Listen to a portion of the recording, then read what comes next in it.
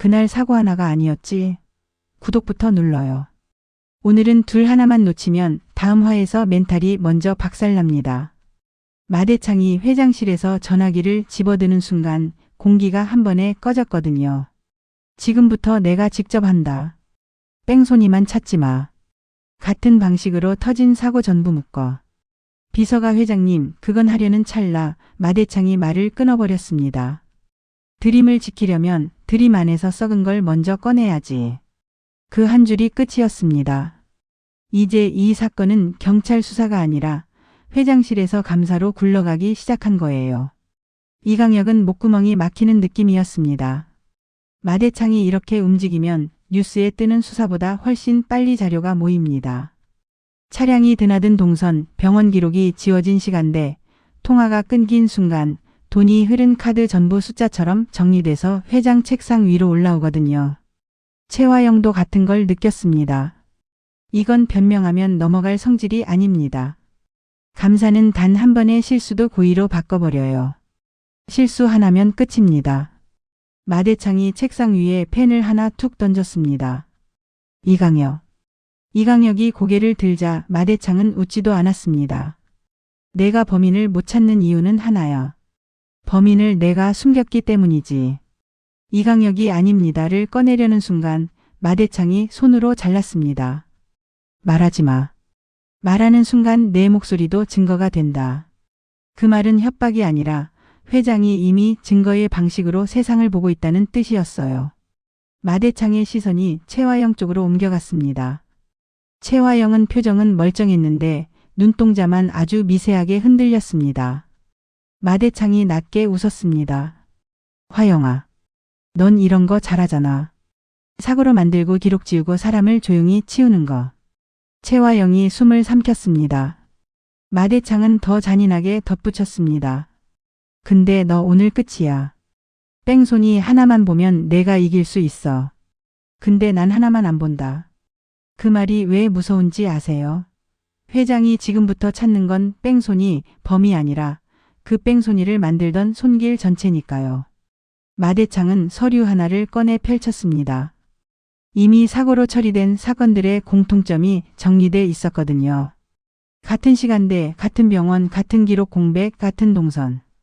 패턴이 있으면 사람도 있다. 그 말이 떨어지자 이강혁 손끝이 차가워졌습니다. 최화영은 그제야 깨달았습니다. 회장은 범인을 잡는 게 아니라 패턴을 만든 사람을 잡으려는 겁니다. 그리고 그 패턴의 이름이 최화영이었죠. 그때 비서가 급히 들어와 속상했습니다. 회장님, 그날 사고 차량 렌트 계약이 확인됐습니다. 마대창은 고개도 안 돌리고 물었습니다. 명의는? 비서가 말끝을 흐렸습니다. 직접 연결되진 않는데 결제 흐름이 드림호텔 자재창고 쪽 법인 카드로 그 한 줄에 최화영 얼굴에서 피가 빠졌습니다. 직접이 아니면 안전하다고 믿었는데요. 마대창은 직접을 안 봅니다. 흐름을 봅니다. 흐름은 결국 지시를 가리키거든요. 마대창은 자리에서 일어나며 마지막으로 못을 박았습니다. 오늘부터 드림 안에서 사고라는 단어는 금지다. 사고가 아니라 살인으로 본다. 최화영이 참았던 숨이 새어 나왔습니다. 이강혁도 마른 침을 삼켰습니다. 마대창은 문손잡이를 잡고 한 번 더 돌아봤습니다. 그리고 누가 지시했는지까지 내가 직접 끌어올린다. 그게 며느리든 내 아들이든 상관없다. 그 말은 최화영한테만 던진 게 아니었어요. 드림 안에 있는 누구든 겨냥한 말이었습니다. 문이 닫히는 순간 최화영과 이강혁은 동시에 얼어붙었습니다. 최화영은 바로 묻지 않았습니다. 물으면 둘 다 끝이니까요. 대신 이강혁 손목을 한번 아주 짧게 봤습니다. 그 시계를 보는 순간 최화영 눈빛이 더 차가워졌습니다. 범인 숨겨둔 거 맞지? 이강혁은 고개를 끄덕이지도 젓지도 못했습니다. 그게 둘 사이의 암호였거든요. 최화영이 낮게 웃었습니다. 이제부터는 말이 아니라 순서야. 이강혁이 겨우 입을 열었습니다. 회장이 찾기 시작하면 끝까지 갑니다. 최화영이 그 말을 끊었습니다. 그러니까 더 빨리 잘라야지. 범인은 밖에 두고 입은 안에 두지 마. 이강혁 얼굴이 굳었습니다. 최화영이 마지막으로 못을 박았습니다. 내가 지시한 걸 내가 실행했어. 근데 회장이 연쇄로 묶으면 너부터 끌려나가. 그럼 내가 어떻게 해야 하는지 알지? 이강혁은 짧게 숨을 들이마셨습니다. 누굴 먼저 정리할까요? 최화영은 대답 대신 휴대폰을 들어 화면을 껐다 켰습니다. 증거를 지우는 싸움은 끝났어. 최화영이 아주 조용히 말했습니다. 이제부터는 증거가 올라오기 전에 사람부터 지우는 싸움이야. 그리고 최화영은 이강혁을 똑바로 보며 한마디를 더했습니다. 우리 둘 중 하나가 살아남으려면 누군가 하나는 혼자가 돼야 하거든. 이게 클라이맥스였고요. 이제 여기서부터 하루 전으로 자연스럽게 돌아가야 합니다. 왜냐면 둘이라는 단어는 갑자기 생긴 게 아니라 이미 어제부터 주변에서 쿵쿵 울리고 있었거든요.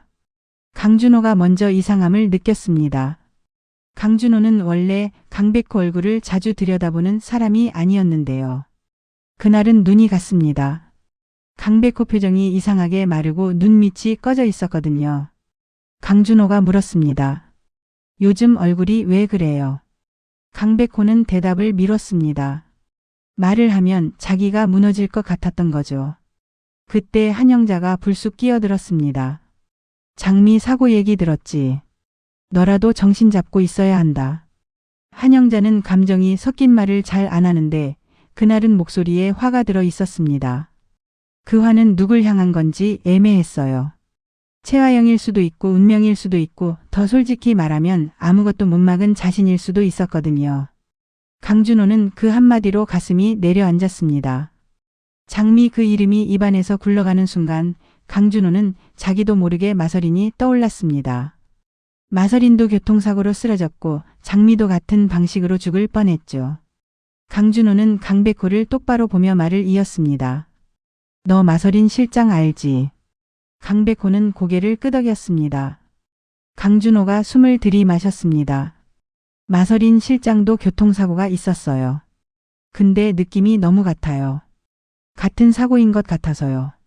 강백호가 그 말을 듣는 순간 손끝이 아주 미세하게 떨렸습니다. 강백호는 법을 아는 사람이니까요. 법에서 우연은 존재할 수 있어요. 하지만 방식이 반복되는 우연은 거의 없습니다. 강백호는 자기도 모르게 병원이라고 중얼거렸습니다. 강준호는 그 중얼거림을 놓치지 않았습니다. 그래서 병원 가보려는 거죠. 강백호는 대답 대신 자리에서 일어났습니다. 그게 답이었죠. 여기서 멈추면 손해예요. 병원 복도에서 같은 얼굴이 다른 성으로 두 명이었다는 말이 튀어나오는 순간 사고가 아니라 바꿔치기가 됩니다. 이 다음이 진짜 핵심이에요. 강백호는 병원으로 갔습니다. 병원은 이상하게 늘 평온해 보이는데요. 그 평온함이 오히려 소름이 돋습니다. 왜냐면 그 안에서 사람의 인생이 바뀌는데도 벽과 바닥은 아무 표정이 없거든요. 강백호는 접수 데스크를 지나치며 간호사 둘이 속삭이는 걸 우연히 들었습니다. 그날 같이 온 환자 성도 다르고 보호자도 다른데 얼굴이 너무 똑같아서 소름이었다. 다른 간호사가 바로 말했습니다. 그 말 하지 마. 귀가 많아. 강백호는 발걸음을 멈추지 않았습니다. 멈추면 들켰거든요. 대신 그 말이 뇌에 박혔습니다. 귀가 많다는 건 누가 이미 손을 대놨다는 뜻이었습니다. 강백호는 간호사에게 조용히 다가가 질문했습니다. 저 그날 사고로 들어온 환자 기록 확인할 수 있을까요? 간호사가 웃으며 모니터를 보는데 그 순간 화면이 먹통이 됐습니다. 로그인 오류가 계속 뜨고 권한이 없다는 메시지가 반복됐어요. 간호사는 당황하면서도 억지로 웃으려 했습니다. 죄송해요. 시스템이 오늘 강백호는 그 웃음이 방패라는 걸 알았습니다. 시스템이 아니라 누군가가 막았죠. 강백호가 물었습니다. 혹시 이 환자 말고 다른 환자는 없었나요? 간호사는 입술을 깨물었습니다. 그때 복도를 지나던 의료진이 툭 던지는 말이 강백호 귀를 때렸습니다. 같이 온 사람 하나 더 있었잖아. 근데 그쪽은 VIP로 바로 올렸지. 강백호 눈빛이 변했습니다. VIP는 가족이 아니라 권력이 움직이는 단어입니다. 강백호는 그 의료진에게 아주 자연스럽게 한 번 더 확인했습니다. 보호자 누구였어요? 의료진은 망설이다가 말끝을 흐렸습니다. 이름은 달랐는데 얼굴이요. 진짜 똑같았어요. 강백호는 속으로 삼켰습니다. 둘. 사고가 둘이 아니라 사람이 둘일 수도 있다는 결론이요. 강준호는 그 말을 직접 듣지 못했는데도 뭔가가 틀어졌다는 걸 느꼈습니다. 강준호는 강백호에게 다시 물었습니다. 기록은요? 강백호가 짧게 답했습니다. 막혔다. 강준호는 그 한 단어로 확신이 생겼습니다. 막힌 건 누가 막았다는 뜻이고 막았다는 건 숨길게 있다는 뜻이거든요. 그 시각 오장민은 다른 전장에 있었습니다. 오장민은 설인이라는 얼굴로 마대창 저택 안에 들어가 있었죠. 오장민은 몸은 차분한 척했지만 심장은 계속 뛴 상태였습니다. 왜냐면 그 집은 말 한마디, 눈빛 하나로 사람의 인생을 결정하는 곳이니까요. 오장민은 스스로에게 계속 말했습니다. 흔들리면 끝. 울면 끝. 화영이 원하는 건 내가 무너지는 거야. 오장민은 버텼습니다. 버틴다는 건 참 이상하죠. 더 아프게 만드는 힘이기도 하니까요. 최화영은 이미 휴대폰을 손에 넣었습니다. 최화영은 휴대폰 화면을 켰다가 끄며 자신이 이겼다고 믿고 있었습니다. 기록만 정리하면 끝. 최화영은 그렇게 생각했겠죠. 그런데 최화영이 몰랐던 게 하나 있습니다. 그 휴대폰은 단순한 물건이 아니었어요. 이강혁 손목시계와 연결된 도청 장치의 중심이었죠. 최화영은 통화 기록을 지우면서도 사실은 자기 숨소리와 명령을 더 선명하게 남기고 있었습니다.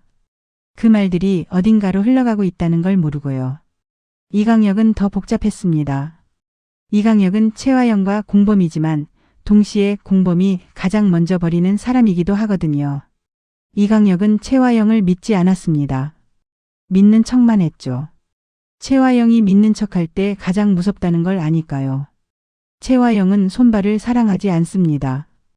유능하면 쓰고 위험하면 버립니다.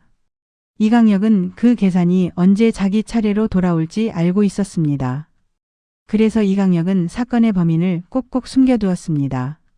숨긴 이유는 단순했어요. 범인이 밖으로 나가면 공범의 줄이 바로 최화영까지 이어지니까요. 범인을 숨겨두면 줄은 이강혁 손에 잡힙니다. 그 줄이 생명줄이 되는 거죠. 그런데 마대창이 직접 찾기 시작하면요.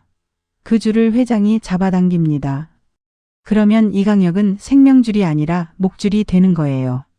강백호는 병원에서 한 번 더 부딪혔습니다. 병원 행정팀 직원이 웃으며 말했거든요. 변호사님, 이건 공식 절차로. 강백호는 그 웃음이 더 무서웠습니다. 친절한 얼굴로 진실을 막는 사람들이 제일 냉정하니까요. 강백호는 조용히 말했습니다. 기록 보전 요청 들어갑니다. 행정팀이 같은 말로 되받았습니다. 법대로 하시죠. 그 말은 시간 끌어라였습니다. 강백호가 밖으로 나오는 순간 간호사 한 명이 조용히 붙었습니다. 그 간호사는 눈을 피한 채 속삭였습니다. 그날 환자 한 분 더 있었어요. 강백호는 숨을 멈췄습니다. 간호사는 더 말하려다 주변을 보고 입을 닫았습니다. 근데 차트가요. 강백호가 낮게 말했습니다. 누가 막았는지 말하면 지켜줄 수 있어요. 간호사는 흔들렸습니다. 진실을 말하고 싶은데 말하는 순간 자기 인생이 끝나는 걸 아는 얼굴이었죠. 간호사는 결국 딱 한 줄만 뱉었습니다. 얼굴이 너무 똑같았어요. 그리고 바로 표정을 바꿨습니다. 누군가 복도 끝에서 간호사 이름을 불렀거든요. 간호사는 입을 닫고 웃으며 사라졌습니다. 강백호는 확신했습니다. 누군가 이미 손을 써놨다. 오장민은 그 소식을 들었을 때 가슴이 내려앉았습니다. 마대창이 직접 움직인다는 건 진실이 밝혀진다와 동시에 진실이 정리된다가 같이 오거든요. 오장민은 알고 있었습니다. 회장은 정의의 사람처럼 보이지만 최우선은 늘 드림입니다. 드림을 지키려면 진실을 꺼내기도 하고 진실을 봉인하기도 하죠. 그래서 오장민은 더 빨라져야 했습니다. 최화영보다 먼저가 아니라 마대창보다 먼저 잡아야 하는 증거가 생긴 겁니다. 최화영은 마대창이 연쇄로 묻는다는 말에 처음으로 표정이 흔들렸습니다. 최화영은 억지로 침착하게 숨을 골랐습니다. 그리고 바로 이강혁에게 말했죠. 병원 라인부터 정리해. 이강혁은 고개를 숙였습니다. 최화영은 이어서 더 낮게 말했습니다. 렌트 결제 기록. 흔적은 남는 게 아니라 남기게 되는 거야. 남기게 만든 사람부터 치워. 이 말이 공범의 언어입니다. 죄를 없애는 게 아니라 죄를 증언할 사람을 없애는 거요. 이강혁은 그 말에 속이 뒤집혔습니다. 공범인데도 최화영은 언제나 나와 너를 갈라놓습니다.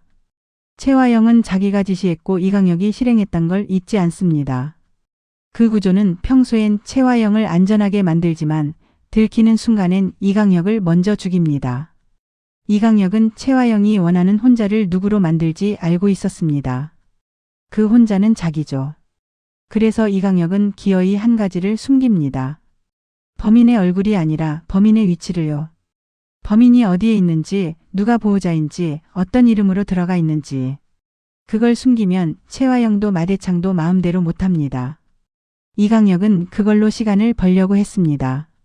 그런데 마대창이 직접 움직이는 순간 시간은 이강혁 편이 아니게 됩니다.